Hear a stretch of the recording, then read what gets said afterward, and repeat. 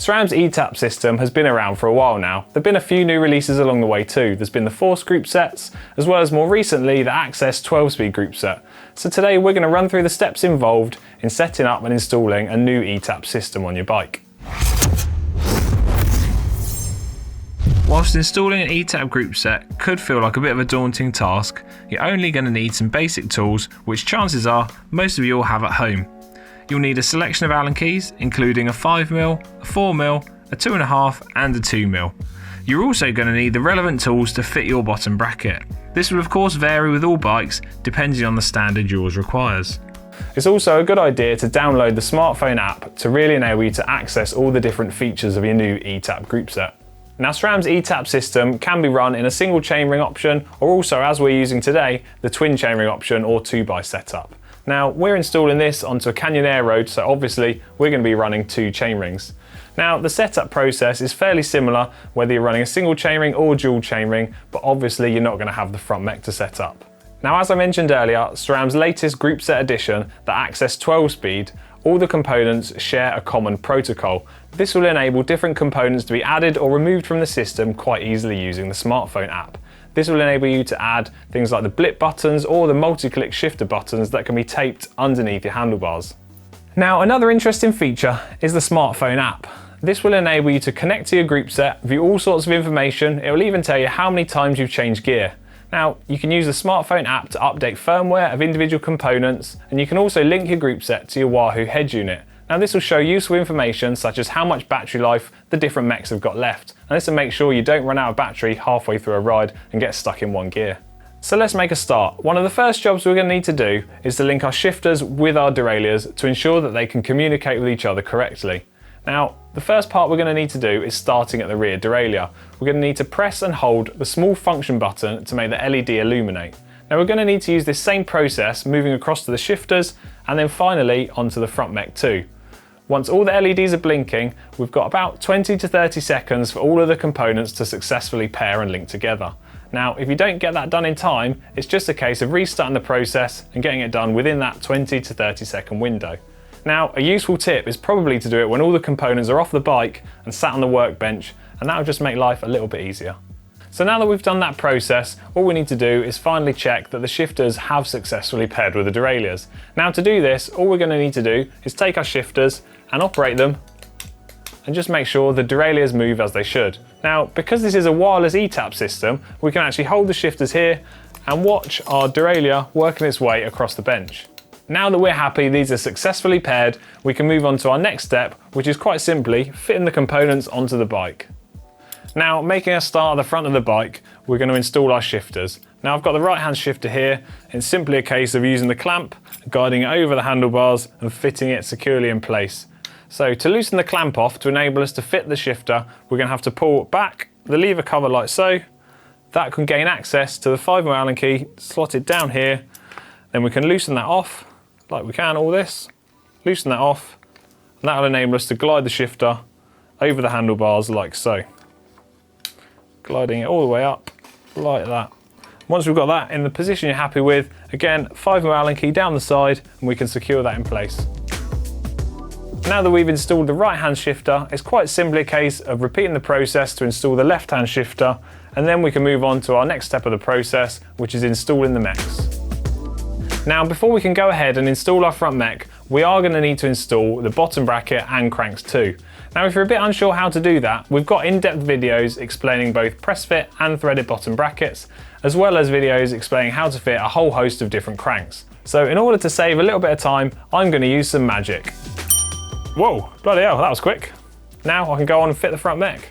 So before we can go ahead and actually fit this to the bike, we're going to need to press the small function button on the mech itself and shift it into the setting for the big ring. This will enable us to line up the small little marker on the inside with the top of the chainring teeth here to make sure it's sat in the correct position.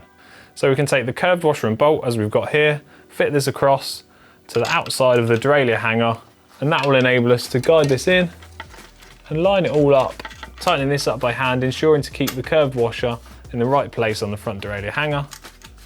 Once this is all done hand tight, we can move on to the next step.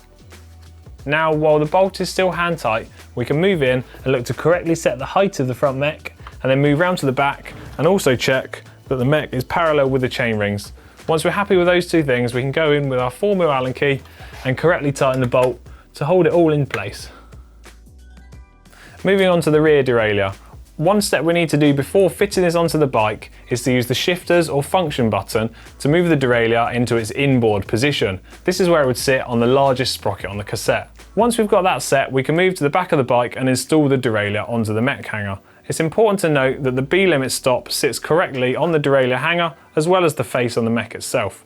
Now as we're installing this, we can just guide this on nice and carefully, and also as we're doing it, ensure that these stops are sat on the correct point on the Mech hanger as we said. So now that we've got the shifters and Mechs paired and correctly fitted onto the bike, we can move on to the next step of fitting the wheels and the chain.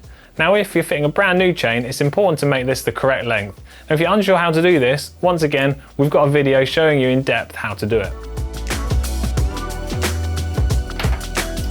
Now that we've got the parts all correctly fitted to the bike, and we've used the shifters to ensure that the derailleurs still operate correctly, we can move on to setting the indexing of the rear derailleur.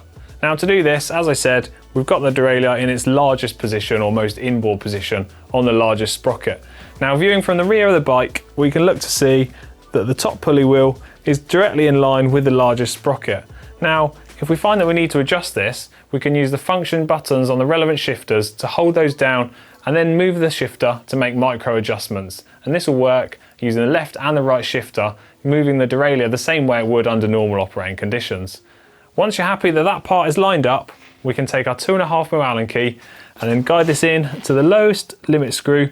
And these limit screws operate just as a mechanical derailleur would, and we just wind this in until it just starts to make contact with the derailleur, just to stop it overshifting and placing the derailleur into the spokes, which, let's face it, you don't want that. Now having correctly set the low limit screw, we can shift all the way down the cassette into the smallest sprocket, and this will enable us to set the high limit screw.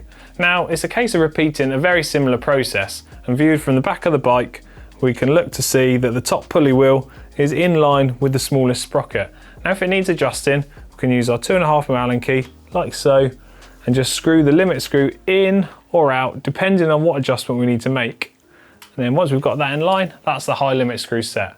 Having set the high and low limit screws correctly, if you did notice while shifting down into this small sprocket, there are some minor adjustments still required on the indexing. We can revert back to using the function buttons on the shifters just to set that indexing and adjust it as required to ensure you've got crisp and precise shifting.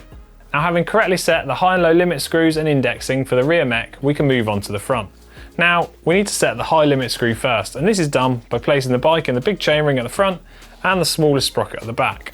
By using the high limit screw adjuster, we can use our 2.5mm Allen key to place that in there and look to adjust this to create a small gap between the outer face of the chain and the outer cage on the front derailleur. Now we can adjust this like so, just to create what SRAM recommends is a 0.5mm gap. Now, providing it's not actually touching, it will be about right. Having set the high limit screw correctly, we can now move on to setting the low limit screw correctly. Now one of the first steps to do is to shift into the small chainring as we have here and the largest sprocket at the back. Having done that, we can use the low limit screw to adjust a very simple process similar to what we've done for the high limit screw. The main difference being, we're now referring to the inner face of the chain and the inner cage of the front Mech. Using this limit screw here, we can just adjust this like so to create that 0.5mm gap, or once again, just close enough that it's not actually rubbing on the chain, and again, it should be fine. Now having set that low limit screw on the front Mech, it's also a great time now to adjust the B limit screw on the rear derailleur. Now this is because you're already in the correct gear to do this. Now the B limit screw will adjust the little gap here between the top pulley wheel and the largest sprocket on the cassette. It's important to adjust this for crisp and precise shifting. SRAM recommend a gap of 6 to 8mm, and it can be adjusted at the back here using the Allen key as required. Now that we've got the gears all set up correctly and you're happy, it is worth just giving everything one final check to make sure it all works as it should. Now will be the perfect time to move on to installing the braking system relevant to your bike. Now this bike is a disc brake bike, and also, depending on whether you've got a rim brake bike, we've got videos that will explain both of those for you. Now would also be the perfect time to move on to using the smartphone app and linking your group set to your phone. You can do that by following the on-screen instructions within the app. So there you have it, your new wireless group set set up and ready to go.